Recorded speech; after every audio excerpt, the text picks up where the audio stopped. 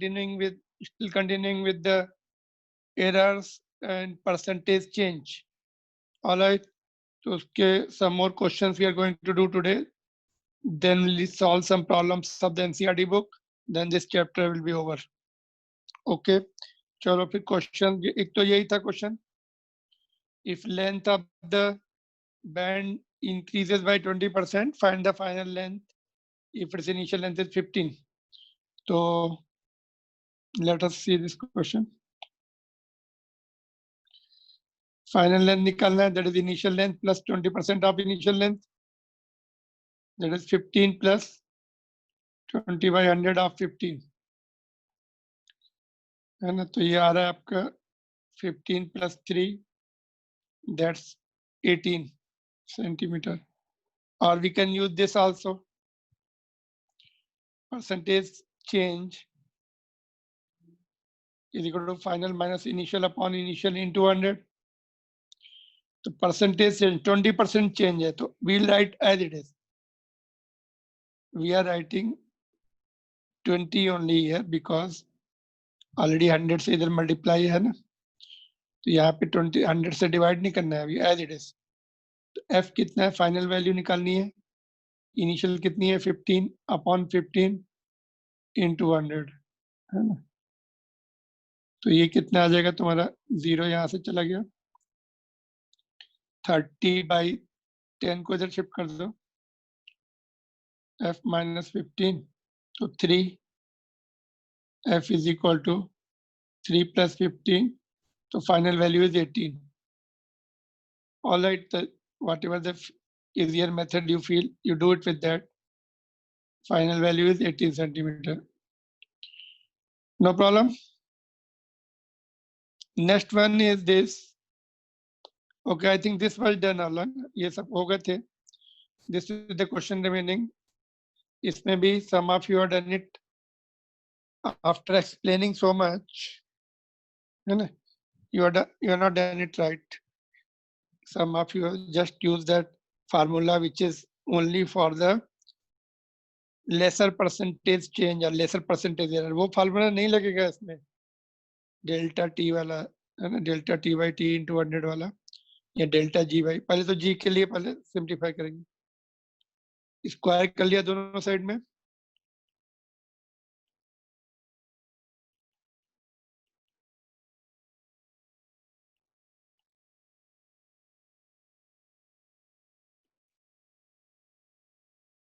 नहीं अभी वो फार्मूला ही हम यूज नहीं कर रहे, तो अभी ये we are not using that formula, इसलिए इसकी जरूरत नहीं है अभी. जो लेसर परसेंटेज एरर के लिए, चेंजेस के लिए था, लेस देन 10% और इवन लेसर देन दैट, तो वो फार्मूला यूज करने से एरर आ रही. अभी will use the formula percentage change वाला, चेंज अपॉन इनिशियल है ना, तो वो यूज करेंगे, चेंज अपॉन इनिशियल इनटू 100 वाला. तो that will give you, that always gives 100% correct result. तो देखो T1 तो एज इट इज है, T2 okay, T1 is the initial value है ना, that is same formula, no change. T2 कैसे निकालेंगे, ये L1 है, T2 निकालना है हमें फाइनल टाइम पीरियड, तो L2 निकाल लेंगे. L2 is L1 plus 21% of L1, that's your 1.21 L1. So therefore T2 will be 2 pi L2 by G. तो L2 की वैल्यू पुट कर दी हमने, that is 1.21 L1 by G. 1.21 का रूट कितना होता है, 1.10. 1.1 होगा उसका अंडर रूट से बाहर जब आएगा, तो 1.10 times of 2 pi root of L1 by G. ठीक है, can you just hear me properly और नॉट, कंफर्म करो. Yes sir. No problem, things are okay. ठीक है, तो नाउ L1 by G, तो 1.21 रूट से बाहर आ गया, इट बिकम्स 1.10, और remaining thing is T1. So it is coming like this T1. बाकी जो है, if you see carefully, ये जो term है, this is nothing but a T1, same as the initial. So final time period has become 1.10 times of T1. Now we can use the percentage change का formula. Percentage change is equal to change upon initial into 100. So change T2 minus T1 upon T1 into 100. T2 is 1.10, T1 minus T1 upon T1 into 100. ठीक है, तो ये कितना आ रहा है, T1 common लेके cancel हो गया, 1.10 में से 1 माइनस किया तो ये 0.10 बचेगा अपॉन 1 इंटू 100. तो ये तुम्हारा जो है 10%. 10% इज द राइट आंसर, ये वाला आंसर. अगर हम वो वाला फार्मूला यूज करते, चलो दूसरा वाला डेल्टा टी वाला, वो वाला देखते कितना हो रहा है. तो delta T by T into 100 is equal to 2 pi, तो ये सब चला जाएगा कांस्टेंट में. तो लेंथ का ही दिया, जी इसका मतलब कांस्टेंट है, तो लेंथ का जो वो है पावर आगे आ जाएगा.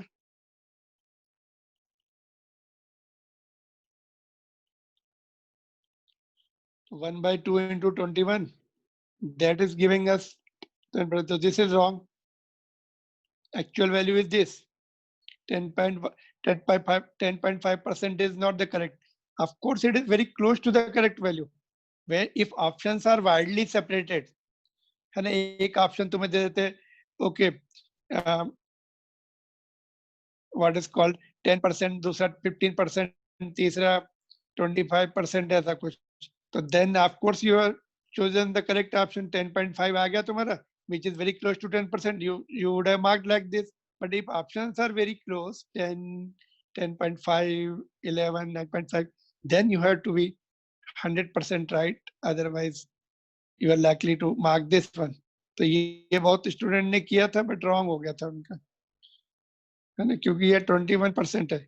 21% increase is quite a big increase, है ना. तो ये कॉम्पिटिशन का क्वेश्चन है. तो वी कैनॉट यूज दिस वाला फार्मूला, ये वाला फार्मूला हम नहीं यूज कर सकते. You have to be always using this. कभी भी कोई डाउट हो तो you just come back to this main formula. यही फार्मूला जो हमें परसेंटेज चेंज और परसेंटेज एरर, है ना. In case of error, it will be percentage error. In case of changes, it will be percentage change. So just note down. So this is your solution. If you have any difficulty, just unmute and ask. किसी को कुछ पूछना है तो unmute करके पूछ लो. ये important for competition point of view.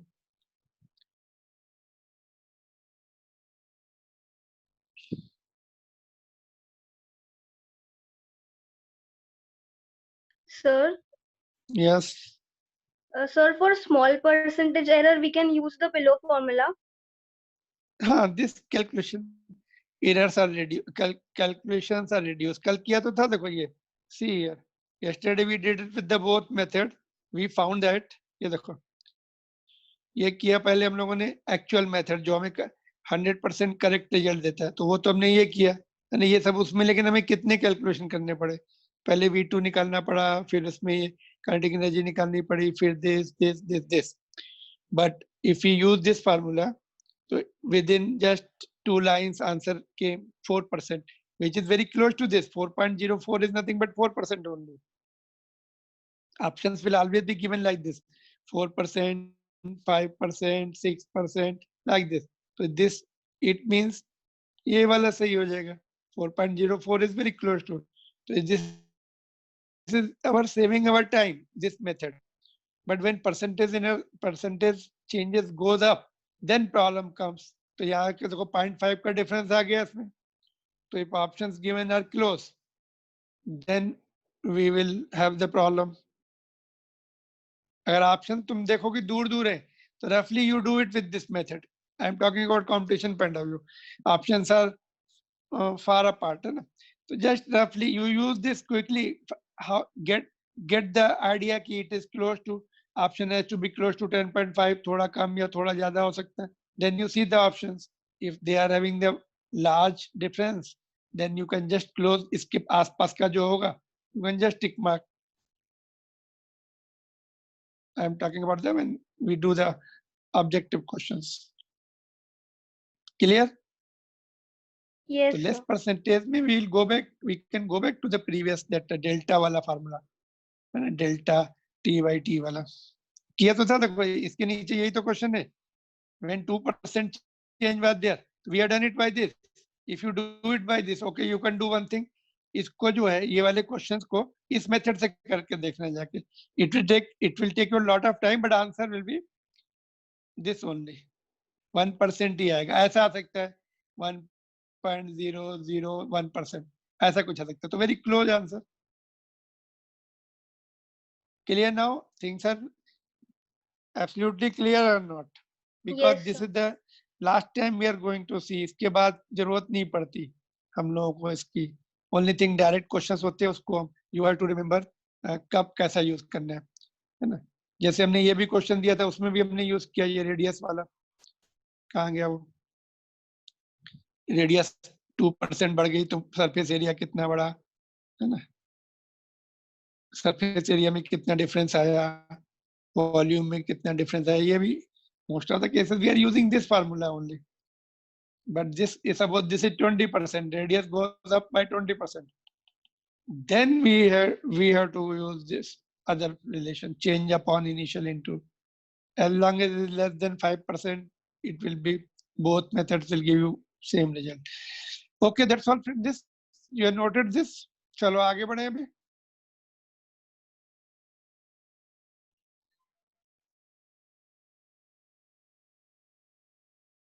Okay, now.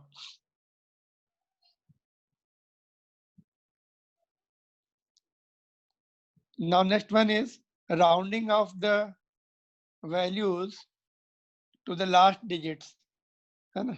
Suppose हमें कोई last कुछ calculations हैं,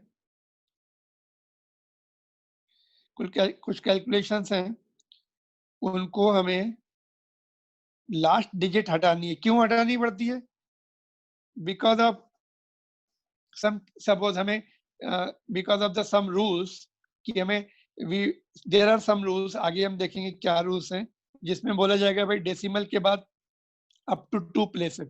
Suppose you have to keep the digits. Suppose your calculation is done. You have done the calculations about 2.345. ऐसा कुछ आ गया. But rule says only 2 decimal places you can return. Last digit you are going to remove. As per the rule, तो last digit remove करना है ना. तो उसके rules क्या है देखो. बहुत simple rules है. Just let me explain you, then you can note down. Suppose ऐसा कुछ calculation आया 2.346. तो लास्ट डिजिट हटानी है. तो 6 जो है it is more than 5. More than 5 है तो ये हट जाएगा. और प्रीवियस वाला जो 4 था वो एक डिजिट से बढ़ जाएगा. 4 है तो 5 हो जाएगा, 6 है तो 7 हो जाएगा, 2 है तो 3 हो जाएगा. अगर लास्ट डिजिट हमें what we are done, last digit जो है मोर देन 5 है तो previous digit will increase by 1. That is what is the first rule. Suppose ये नंबर लिया हमने,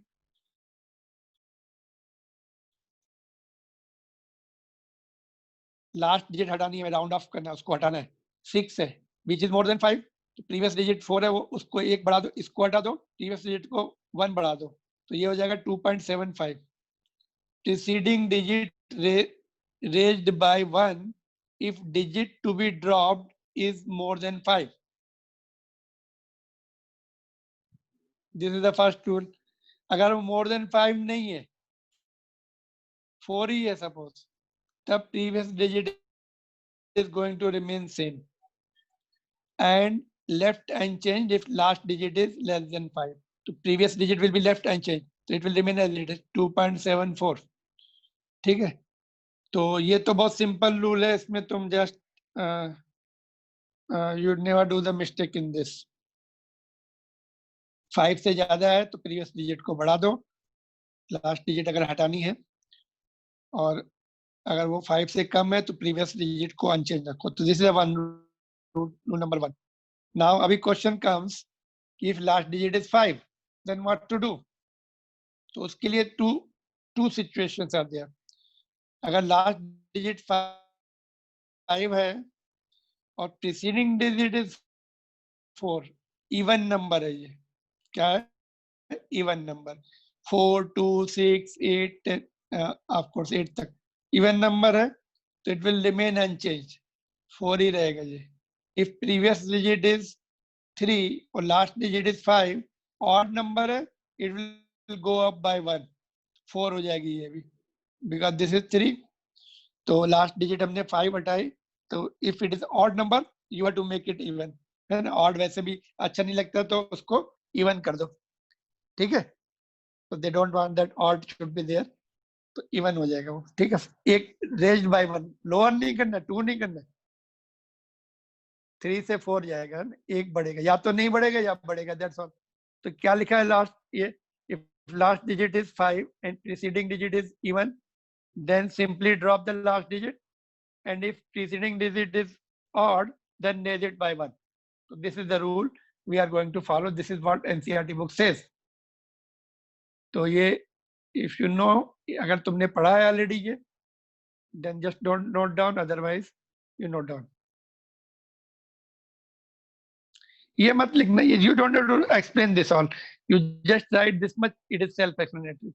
briefly लिखो उसको, ज्यादा डिटेल में लिखने की जरूरत है. For your convenience you right.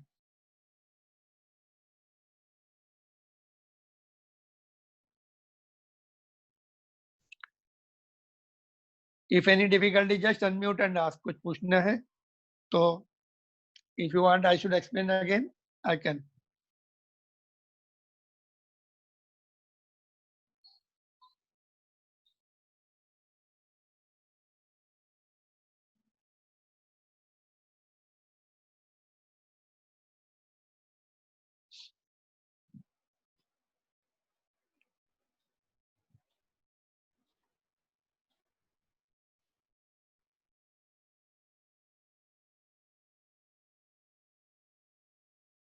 इसको राउंडिंग ऑफ बोलते हैं. राउंडिंग ऑफ मतलब just we are removing the last digit according to some rules. हमें हटानी पड़ेगी, तो ये नहीं कि हमेशा ही हटाना है.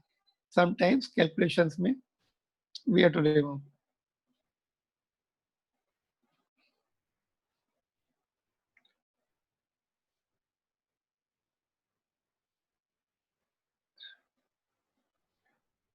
All right, done.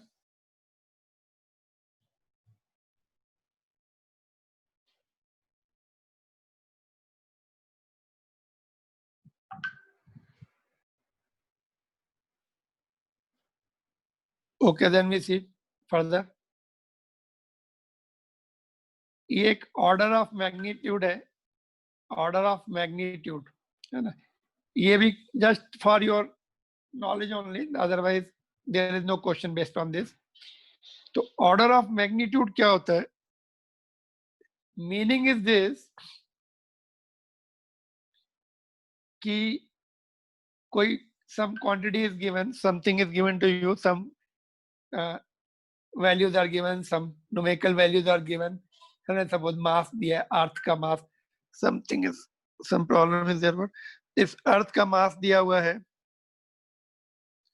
ना, या फिर डिस्टेंस दी है अर्थ एंड सन के बीच में, तो उसका ऑर्डर किस ऑर्डर की है, हाउ बिग इट इज और how small it is.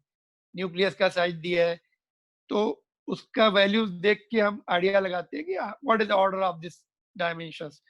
It indicates how big और how small the measured value is. तो वो रफ आइडिया के लिए. तो for example speed of light is 3 × 10⁸. इसका ऑर्डर जो है, जो पावर है वही ऑर्डर होता है. ऐसा यूनिट में कन्वर्ट कर लो पहले उसको, फिर देखो. तो ऑर्डर इज 8. तो order of the speed of light 10 की जो पावर है, that is what is the order, है ना. तो this is just to have rough idea कि how big it is.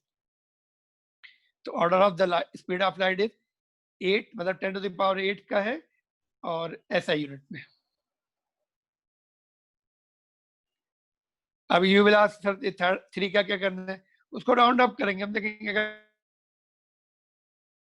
5 से कम है तो as it is we leave it, if it is more than 5 then will increase the order by 1. आगे देखते हैं, चलो आगे देखते हैं. So mass of the proton is this much, 1.67.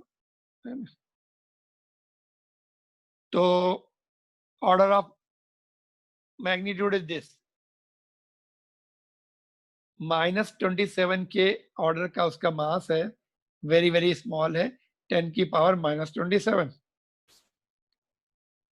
Mass of the अर्थ, इसका ऑर्डर ऑफ मैग्नीट्यूड क्या होगा? मास ऑफ द अर्थ का ऑर्डर ऑफ मैग्नीट्यूड क्या होगा? Mass, if mass of the earth is 6 into 10⁻24 kg, it is in kg. पहले तो हम उसको ऐसा यूनिट में लिखेंगे तब आंसर देंगे ना.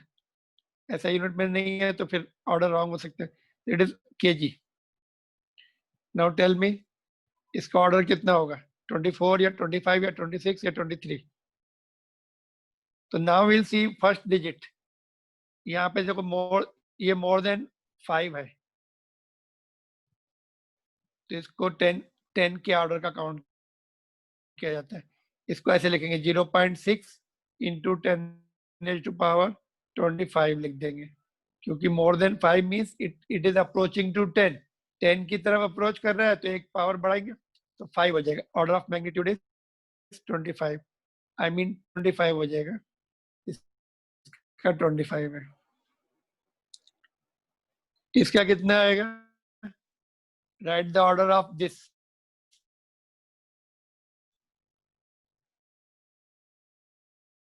इसको हम क्या लिख सकते हैं? 2.5 नीचे लिखते हैं, नीचे लिखते हैं आंसर्स में उसके. 2.5 into 10 to the power कितना आ रहा है?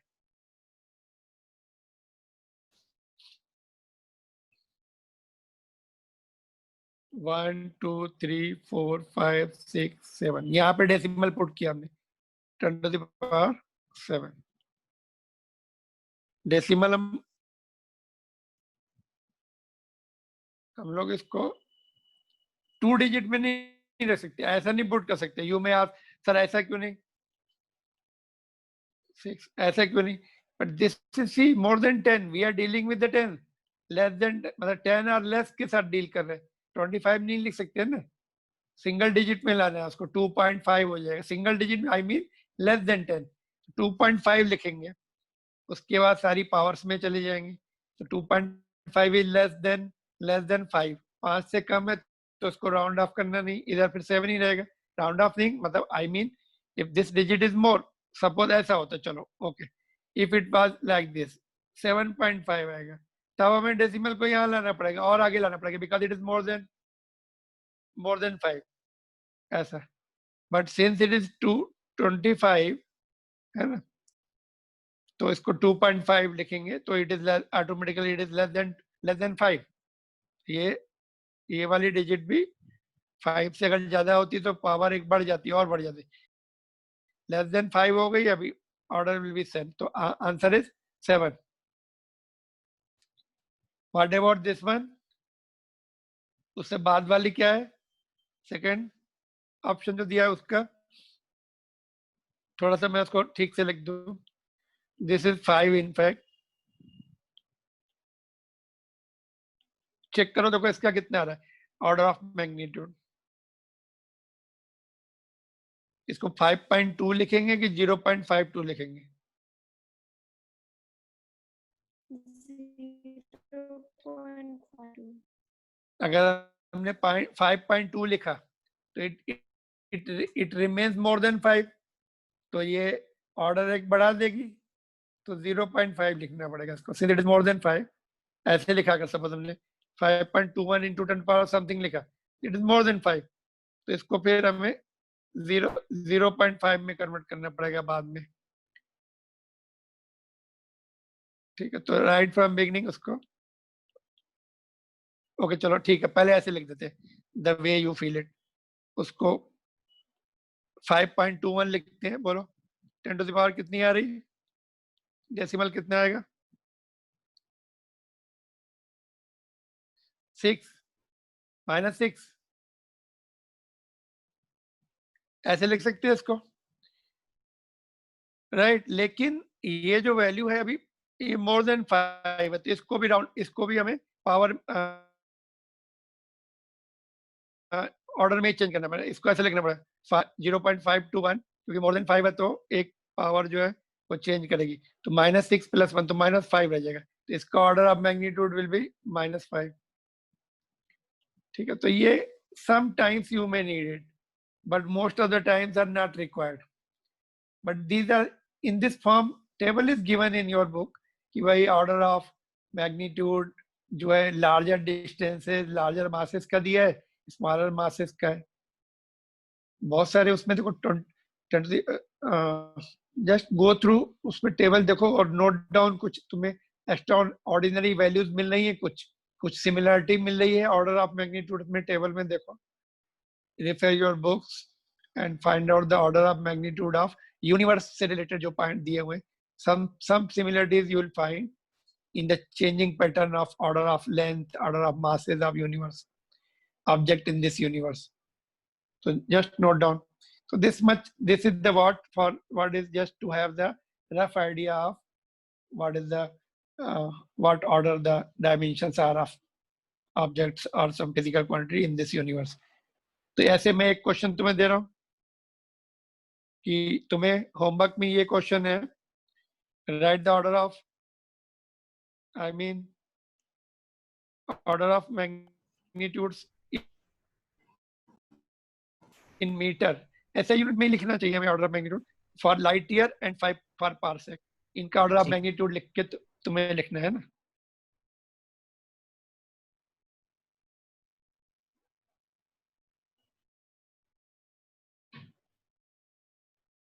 Okay, just ask if you any difficulty, ask.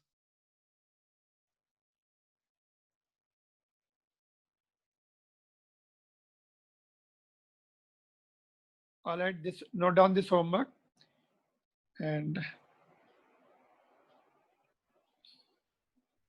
अगर जो वैल्यू है वो एग्जैक्ट 5 है तो 5 है तो फिर उसमें वो इट्स, उसमें देख लो 5 है तो you can go both way, उसमें ऐसा कोई रूल नहीं है प्रीसीडिंग ऑड या, you can go both way, है ना।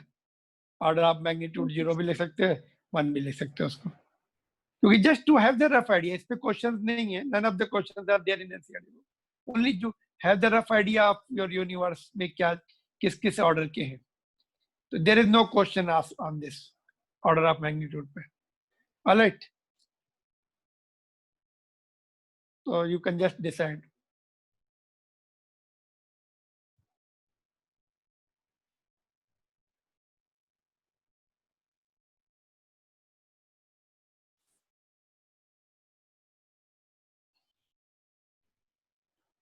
ठीक है, चलो फिर आगे देखते हैं। Note down this question, light year का ऑर्डर ऑफ मैग्नीट्यूड लिखना है, पारसेक का ऑर्डर है। नाउ सिग्निफिकेंट फिगर्स,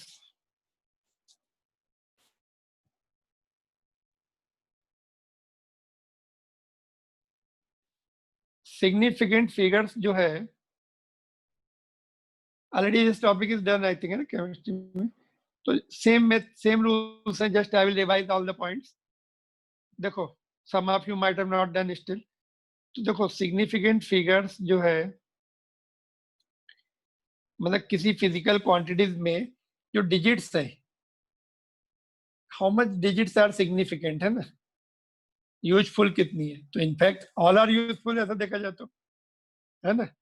तो बट उसमें भी जो लास्ट डिजिट्स होती हैं, दे आर डाउटफुल कि भाई वो एक्यूरेट है कि नहीं, how much accurate they are in the measurement. For example diagram से हम समझते हैं थोड़ा, ये एक रॉड है,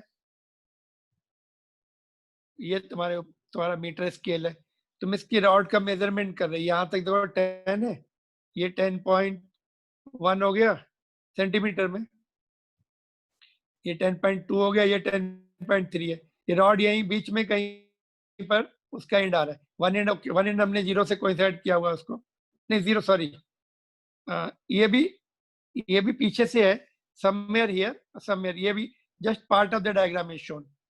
इसको ऐसे बनाया जाता है जस्ट, क्योंकि ये पूरा full scale is not visible, so we have to make it like this, इस तरह से पार्ट ऑफ द स्केल और ये भी पार्ट ऑफ द रॉड है ना।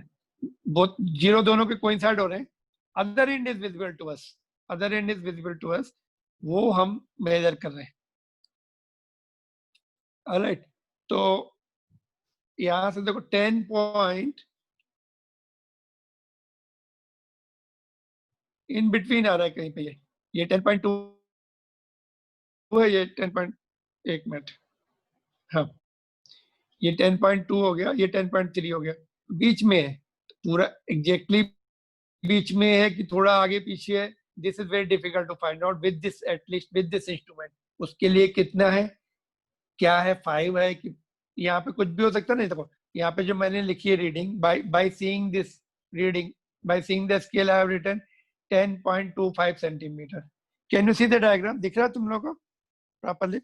बड़ा कर दो। अब देखो, तो ये 10.2 हो गया, ये 10.3 हो गया, उसके बीच में कहीं पे दिख रहा है ये 10.2 एंड 3 के बीच में, तो हमने लिखा 10.25। तो इट कैन बी 10.24 भी हो सकता था, 10.26 भी हो सकता है, या कुछ और भी हो सकता है थोड़ा बहुत पहले। तो लास्ट डिजिट जो है that we are not sure about that, ठीक है। ये तो तीनों फिक्स है, ये तो श्योर है, सर्टन डिजिट्स है। लास्ट वाली अनसर्टन डिजिट है, उसके बारे में थोड़ा सा क्वेश्चन मार्क है, बट उसको हम छोड़ नहीं सकते। छोड़ देंगे तो बहुत बड़ी एरर हो जाएगी, फिर उसको लिखना ही पड़ता है लास्ट डिजिट को। Yes sir no?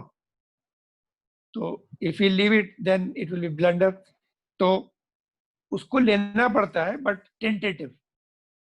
तो ये चारों जो डिजिट्स हैं, इनको इसमें देखो 3 digits are sure, 3 digits are accurate, but 4th digit is uncertain, not that accurate.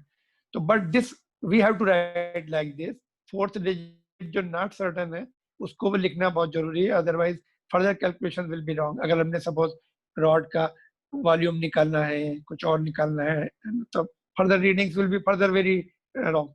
तो इसलिए all the accurate digits plus one certain uncertain digit, all the certain digits plus one uncertain digit in the measurement is called significant figures। इसको भी significant figures में लेंगे। 3 तो sure है बिल्कुल, third वाली not that sure, but all 4 digits are certain significant figures। So that is what we are defining। देखो, all certain and one uncertain digits in any measurement are called significant figures। Short में हम significant figure SF लिखेंगे, इसमें 4 significant figures हो गए। Figures mean digits, 4 digits हो गए significant. तो all the accurate, all the certain plus one uncertain digit, 2 नहीं ले सकते। अब इसके बाद तो बोलो नहीं सर यहाँ पे 6 भी आएगा कुछ, अरे 5 का ही नहीं पता तो 6 कैसे बोल सकते हैं? उसके लिए तुम्हें या तो फिर वर्नियर कैलिपर लाना पड़ेगा, और डिजिट और एक्यूरेट जाना है और प्रिसाइज जाना है तो स्क्रू गेज लाना पड़ेगा, या फिर तुम्हें इलेक्ट्रॉन माइक्रोस्कोप लेके आना पड़ेगा मेजरमेंट के लिए। तो बस इस as for this measurement we can have 4 significant figure, that's all. In that also in centimetre. Centimetre scale से मेजर कर रहे हैं तो सेंटीमीटर में ही लिखेंगे हम इसको। We can not convert it into metre. Metre में कन्वर्ट कर सकते हैं, लेकिन रूल्स फॉलो करेंगे मीटर में कन्वर्ट करने के। अभी ऐसे सीधे नहीं मीटर में कन्वर्ट कर सकते। We'll follow the rules of the significant figures. Note down.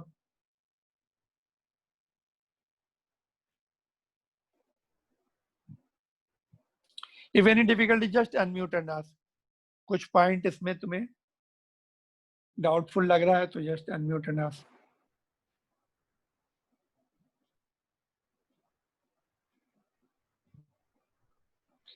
तो विल सी नाउ रूल्स, क्या क्या रूल्स हैं इसके।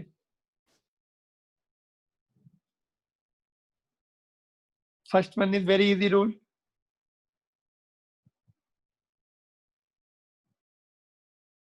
All non zero digits are significant.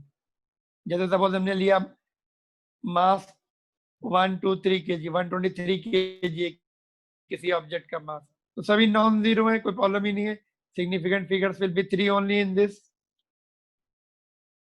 Significant figures will be 3। जितनी भी नॉन जीरो है वो तो सिग्निफिकेंट होती है।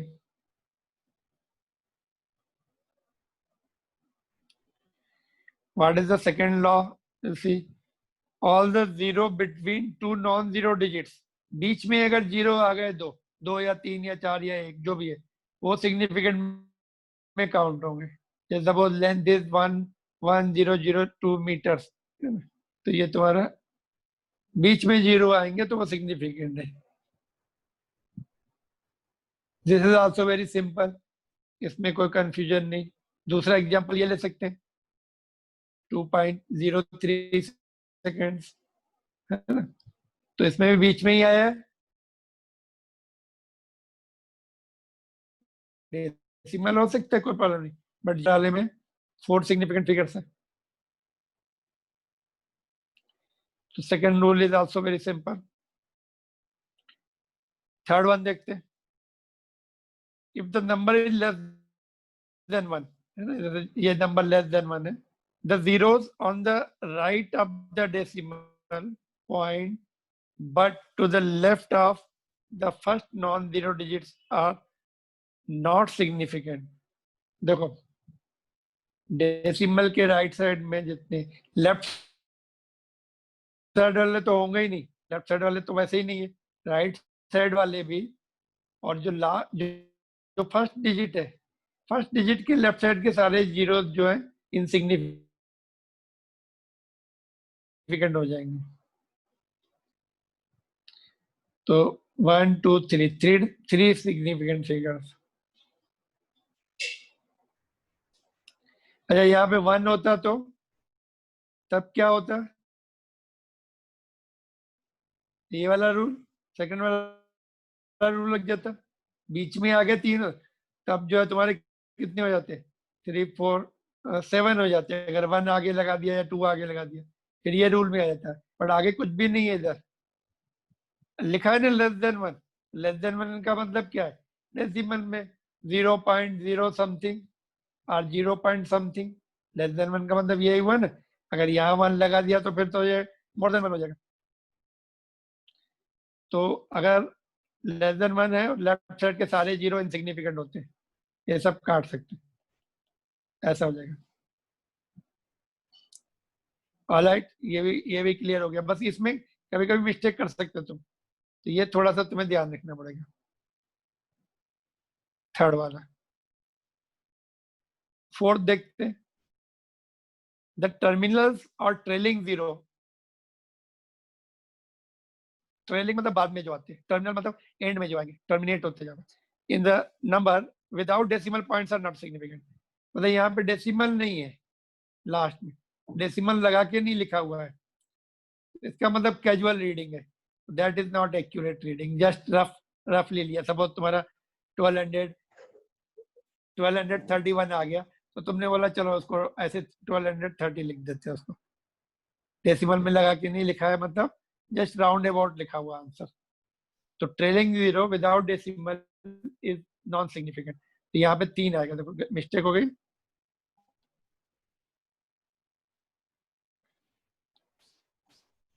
Trailing zero will be removed, बाकी सब रहेंगे, ठीक है।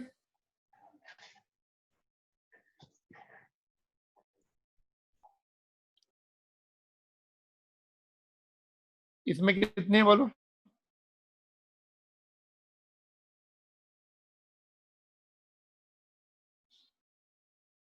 2 ओनली।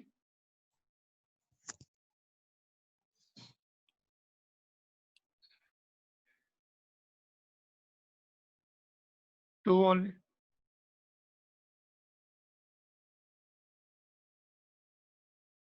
और डेसिमल लगा के लिखा है तब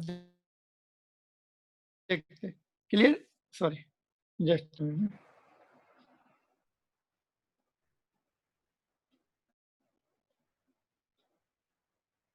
ओके। तो ये भी क्लियर है ठीक है ना।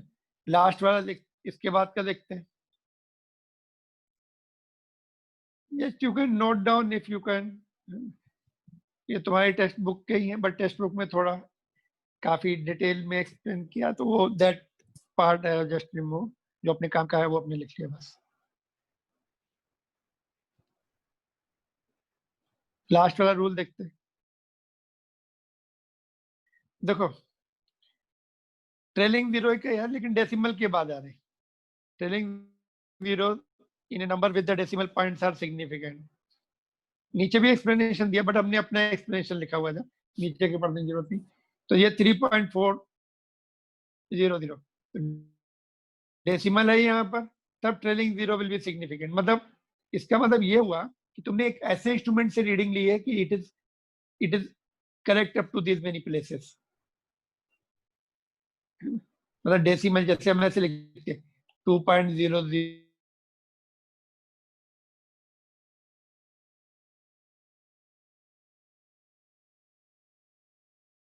0 ऐसे, मतलब you are taken the reading the screw gauge होता है उनसे रीडिंग लिया तुमने, अगर ये मीटर में है तो ऐसे 2.000 इट इज वेरी एक्यूरेट, मतलब इट इज एग्जैक्टली 2 ओनली।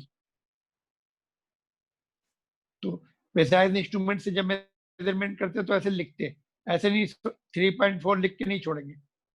मतलब you are gone up to the 3 decimal places. मतलब instrument uses very precise, very of course accurate also. तो इसमें 4, इसमें कितने होंगे फिर? इसमें लेफ्ट वाले काउंट नहीं करने, लेफ्ट के लिए ये वाला रूल है, लेस देन 1 वाला। और राइट डेसिमल के बाद वाले की बात हो रही है, दैट विल बी काउंटेड।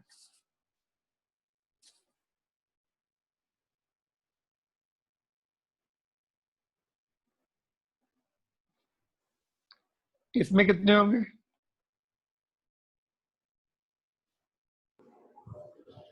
3. और इसमें? Sir, 2.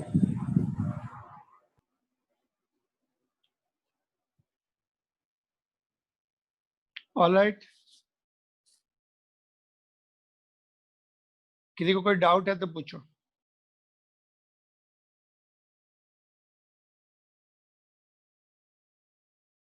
Shall I show you this beginnings? देखो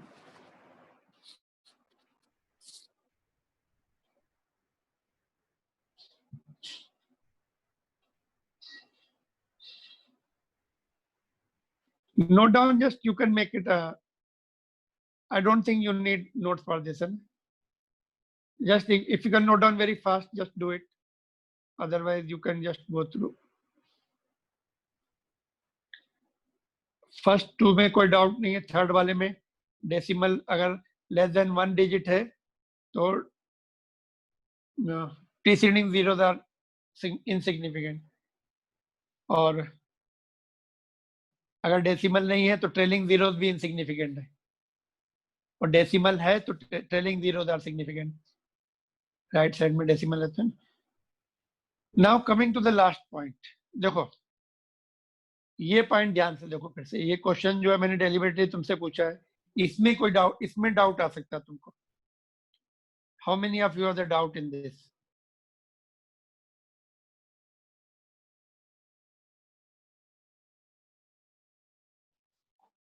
देखो इसमें डाउट तुम्हें ध्यान से, if you see very carefully you will have one doubt. देखो both are same value, same measurement. देखो 2.30 is 230 centimeter. Yes or no?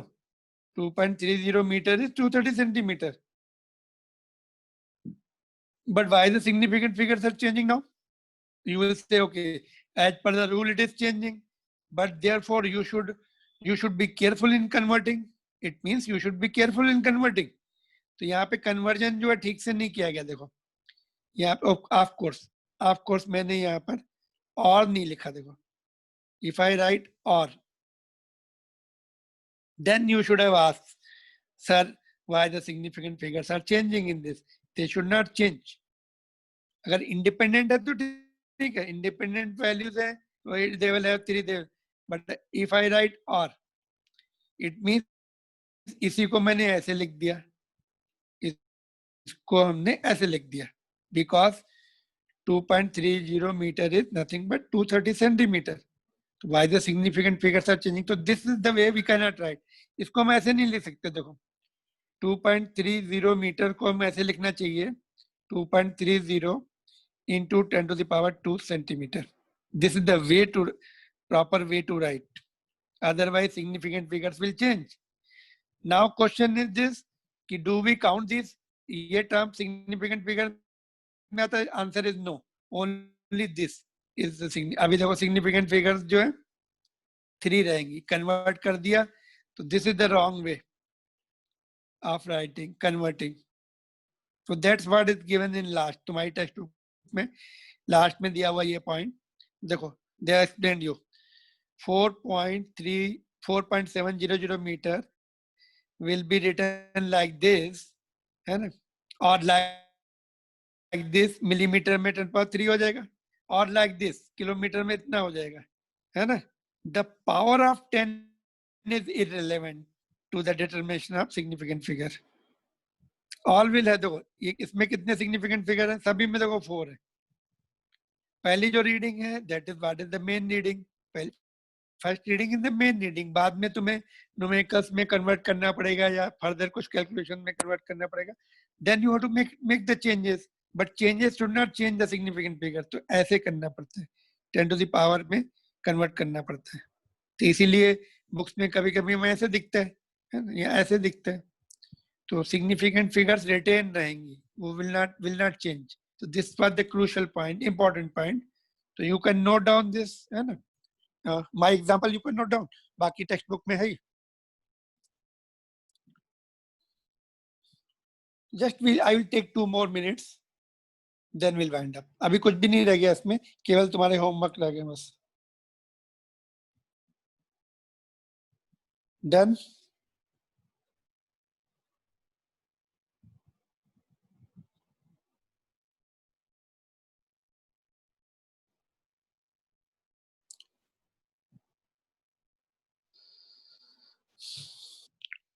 Okay, just respond.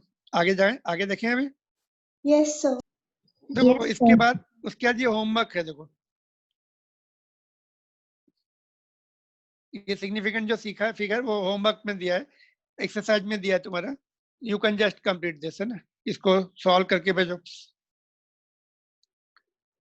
2.10 है ना. जो रूल सीखे सब एक एक करके रूल लगाते जाओ, आंसर आता जाएगा.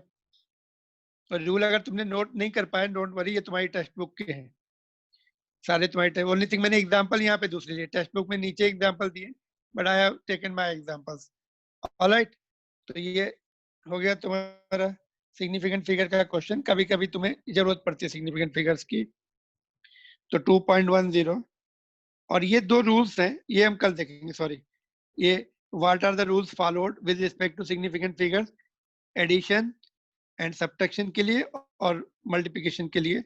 ये रूल्स जो है अच्छा उस पे बेस ये क्वेश्चन है. फिर रूल्स, तो रूल्स में कल सिखाऊंगा. तो ये क्वेश्चन कल सीखेंगे. 2.12, 2.11 ये तुम्हारे होमवर्क में एक्सरसाइज का पहला क्वेश्चन ट्राई करो, और tomorrow we are going to discuss. तो you don't send me this, जितने ऊपर दिए ना उतने सॉल्व करके भेजो, और ये वाले खुद प्रैक्टिस करके रखो, so that tomorrow I will explain you will understand better 2.1 and 2.2. ठीक है. तो ये तुम ट्राई करो और कल हम डिस्कस करेंगे. और ये वाला, ये तुम्हारे क्वेश्चन नंबर 20 जो है ना, केवल नंबर नोट करो, don't note down the question. ये तुम्हारा क्वेश्चन नंबर 20 पैरेलैक्स मेथड का क्वेश्चन है.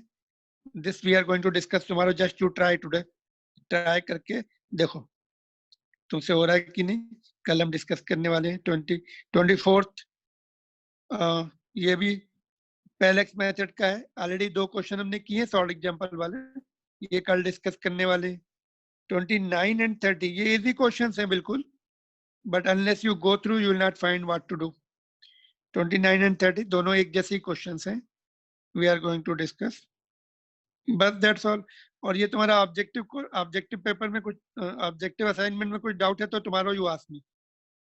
ये जो शायद मैंने दिया हुआ है ना उसमें ग्रुप में डाला था, you can just try, except I told you 2 questions और 1 question you can not do it now. एक दो क्वेश्चन शायद बोले थे मैंने, जो ये वाला था एक तो,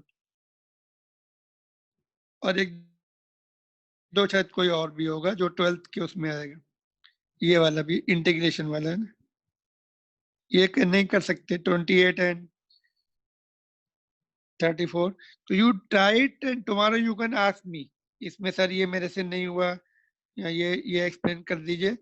तो विल कंक्लूड दिस टुमारो, अगर टाइम बचेगा तो motion in the straight line will start. Okay that's all.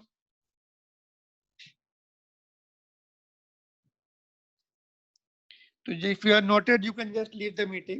From you have the permission to leave, and those who have the doubts can stay back and ask, continue to ask now itself.